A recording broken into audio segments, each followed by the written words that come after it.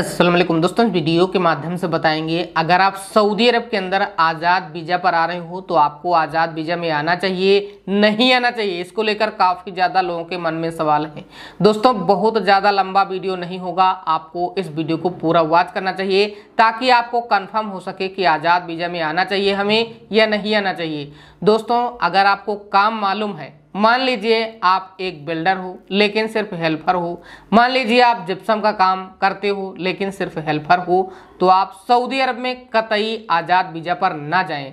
क्योंकि अगर आप लेबर में चले जाते हो और वहां पर काम करते हो तो आपका जो कमाई होगा वो होगा तो, लेकिन खर्चा के हिसाब से आपका पूरा खर्चा ही हो जाएगा। जितना कंपनी वाले घर वाले कमा रहे हैं उतना ही आप कमा पाओगे।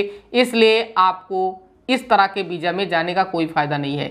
अगर आप ट्रेड के काम में जाना चाहते हो, चाहे वो कोई हो, तो आप खुद का काम कर सकते हो और खुद का काम करने के साथ में आप जो है कहीं भी किसी भी काम करके अच्छी सैलरी ले सकते हो। तो यहाँ पर आपको लेबर के काम में कतई नहीं जाना चाहिए। आपको किसी भी जगह में ट्रेड के काम में, मिस्त्री के काम में जाना चाहिए, चाहे वो कोई भी काम हो, क्योंकि उसमें आप काफ़ी ज़्यादा पैसा कमा सकते हो। कुछ बढ़ई होते हैं, कुछ ईंटा काम करने वाले मिस्त्री होते हैं, कुछ जो है पेंट करने वाले होते हैं। तो अगर आपको काम मालूम है तो आप जा सकते हो, कोई दिक्कत नहीं होगी।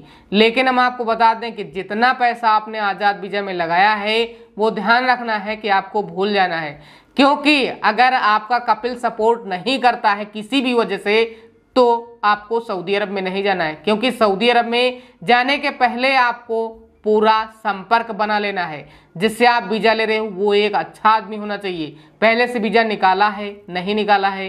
क्योंकि कुछ लोग इस तरह से फंस जाते हैं और सऊदी अरब में दूसरा काम करते हुए पकड़े जाते हैं। क्योंकि जितने भी लोग जाते हैं वो दूसरा काम ही करते हैं। अगर आप भी पकड़े जाते हो दूसरे काम करते हुए तो वहां पर आपको तुरंत 8 से 10 दिन के अंदर आपके घर भेज दिया जाएगा। आपसे और आपके कपिल से पूछा ही नहीं जाएगा। तो ऐसी हालत में अगर आपका जो वीज़ा निकालने वाला है वो अच्छा नहीं है या कुछ बहुत अच्छी तरीके से बात नहीं कर पाता है या अरबी उसको नहीं आती है, पुराना नहीं है, तो उससे आप कतई वीज़ा ना लें। और हम आपको बता दें कि वीज़ा लेने से पहले आपको ये भी ध्यान रखना है, क्या कंपनी का बकरी का वीज़ा तो नहीं है, मजरा का वीज़ा तो नहीं है। इस तरह के वीज़ा आपको नहीं लेना है आज़ाद। पैसा तो उतना ही लगेगा, लेकिन हम आपको बता दें कि अगर आप काम करने के लिए कहीं भी जाते हो दूसरी जगह तो आपको बहुत ज़्यादा दिक्कत होगी। अगर आप कंपनी का वीज़ा लेते हो, शरीका का वीज़ा, तो वहाँ पर आपको ज़्यादा दिक्कत नहीं होगी। लेकिन यहाँ पर आपको ध्यान देना है कि आपको बकरी का या मजरा का वीज़ा नहीं लेना है। क्योंकि आज़ाद वीज़ा भी कई तरह के होते हैं। वहाँ पर कंपनी लिखा होगा और वो काम बकरी का होगा, बकरी का वीज़ा हो सकता है या मजरा का वीज़ा हो सकता है। तो इस तरह की चीज़ों पर आपको ध्यान देना है।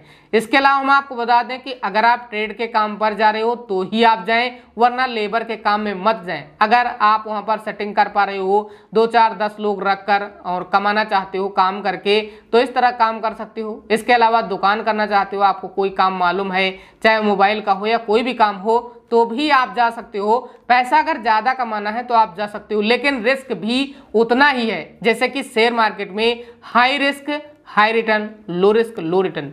तो इस बात का आपको ध्यान रखना है। अगर आप ये सोच रहे हो कि हम आज़ाद वीज़ा में बहुत ज़्यादा पैसा कमा लेंगे, तो ऐसा कुछ नहीं है। बहुत सारा कंपटीशन अब सऊदी अरब के अंदर भी चल रहा है, तो इसलिए आपको ध्यान देना है। और बाकी अगर आपके मन में इसको लेकर कोई सवाल है तो ज़रूर कमेंट बॉक्स के माध्यम से कमेंट करें। वीडियो देखने के लिए आपका बहुत बहुत धन्यवाद। आपका दिन शुभ हो।